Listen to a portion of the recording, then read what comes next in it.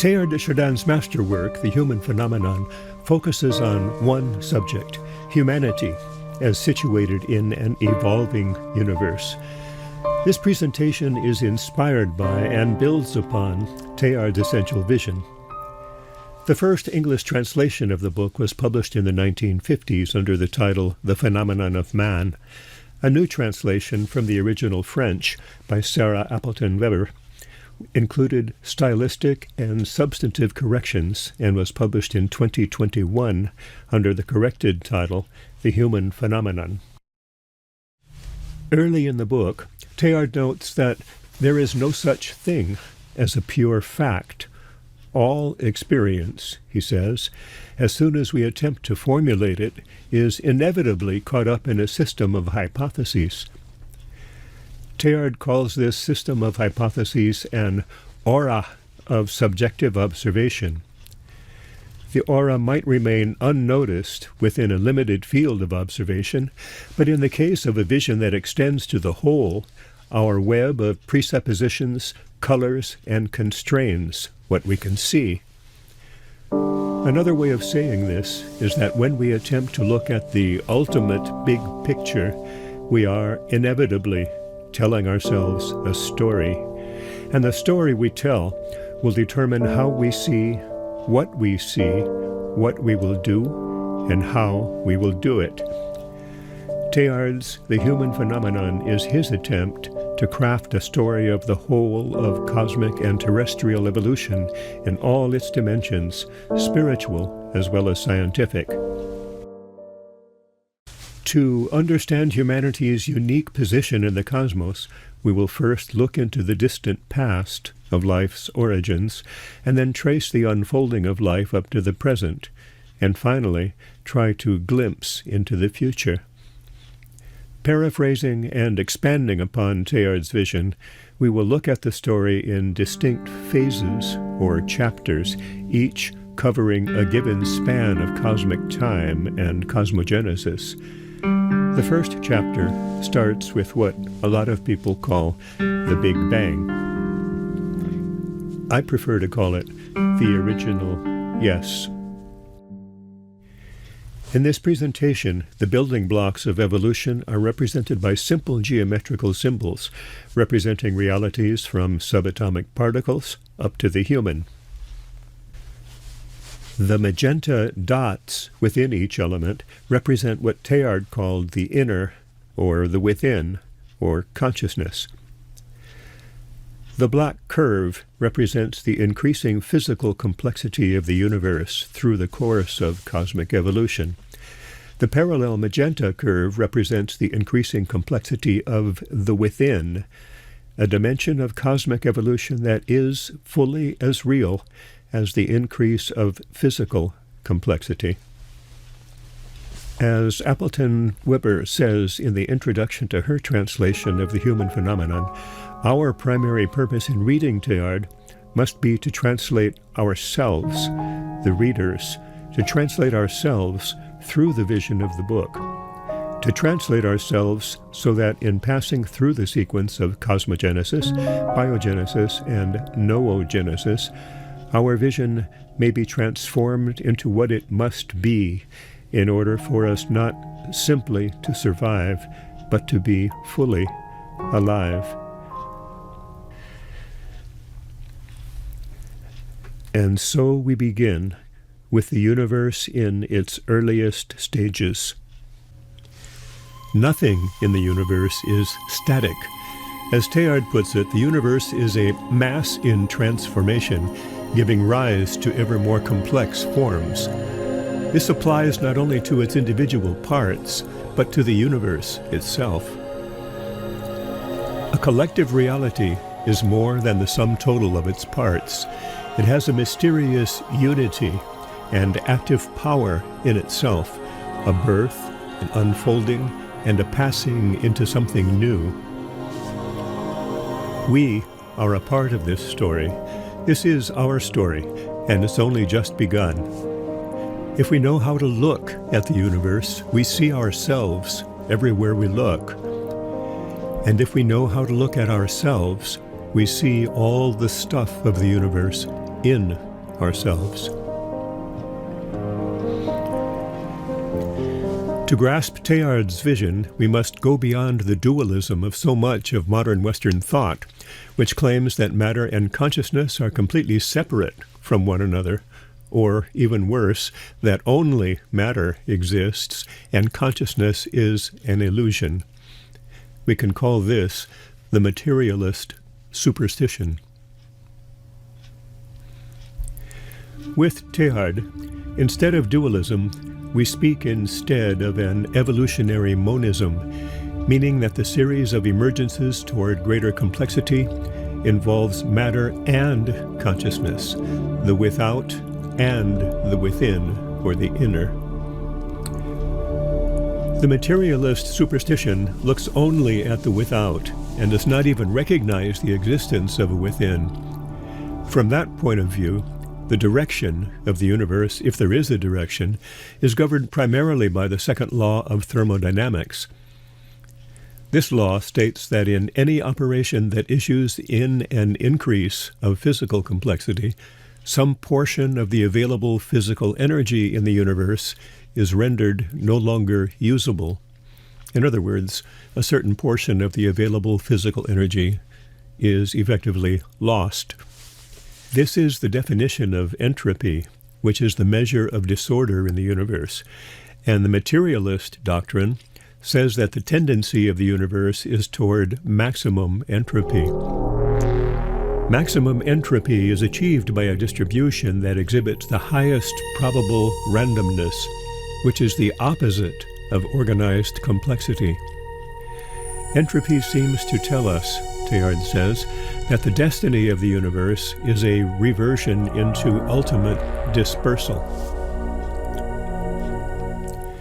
But Teilhard insists that this picture is radically incomplete because it considers evolution only in terms of physical matter and physical energy. But the universe has an inner aspect that is as deeply fundamental as the physical. The universe has a within. When we take the within into account, Teilhard says, evolution tells us that the universe will not find its stability and final end in its decomposition. But if the universe holds together at all, it is, so to speak, from above.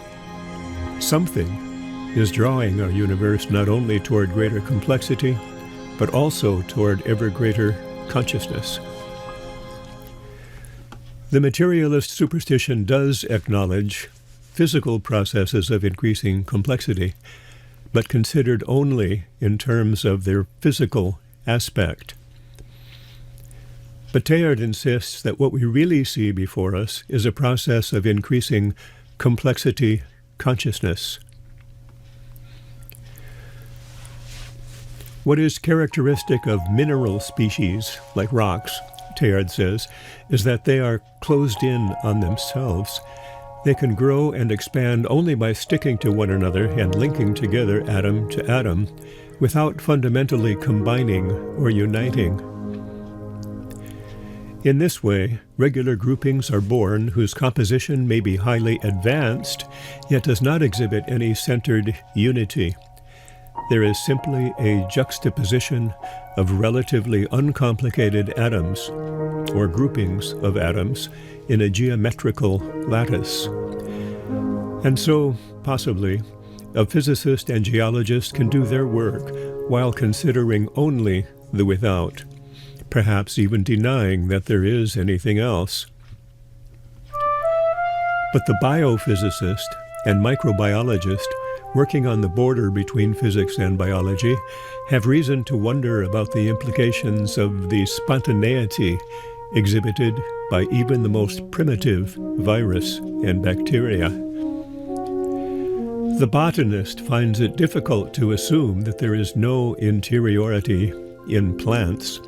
Since Teilhard's time, we have learned a vast amount about how trees communicate with one another, and how even slime molds are capable of solving certain kinds of problems.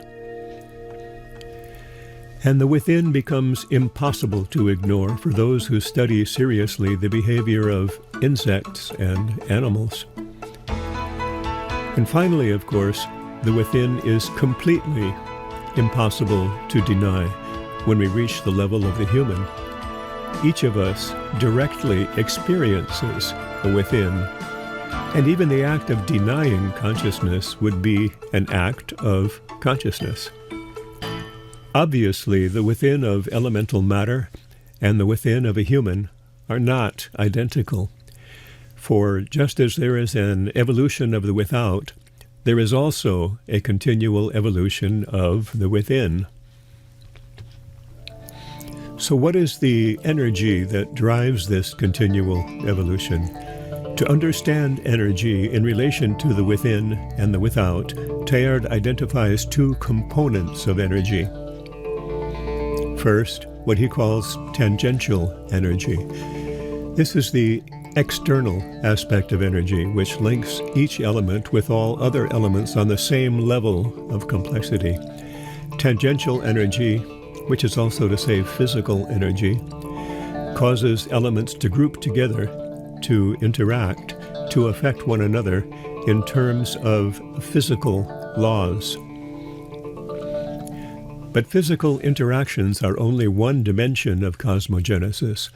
Cosmic evolution also involves synthesis and transformation, changes of state, which is to say, emergences. Teilhard uses the term radial energy for the component of energy that links elements center to center in a way that draws them not only to interact, but to undergo changes of state toward ever greater complexity and consciousness. Gravity is an example of tangential energy. In the earliest stages of terrestrial evolution, subatomic particles are drawn together by their tangential energy to interact with other particles. Gradually, physical conditions reach a kind of threshold state, and then, under the influence of the radial component of energy, the particles enter into a process of transformation. And with a sudden change of state, a sudden emergence, a new form of reality appears. The atom. This same process repeats on successive levels of complexity consciousness, gradually giving rise to the first living cells. Since Einstein, we know that matter and energy are two aspects or forms of the same basic reality. Teilhard states further that matter and consciousness, the without and the within, are likewise two aspects of the same basic reality. And this basic reality is not stable and unchanging, but is rather in a constant state of cosmogenesis, or becoming, evolving continually toward greater complexity. The original yes is a continual, ongoing yes. At the very beginning of terrestrial evolution, a great mass of matter stabilized at just the right distance from its mother star to receive moderate radiation. This mass begins to roll in upon itself, to take shape. It coils up within the closed surface of a sphere. There is a proliferation of changes of state, or emergences. As the planet begins to take shape, there is first only a molten metallic sphere in which only the simplest forms of dissociated matter can exist. This is the barosphere. The surface of the barosphere cools to form a thin, rocky skin, the lithosphere. There is further cooling and the emergence of the hydrosphere, the fluid layers of the Earth.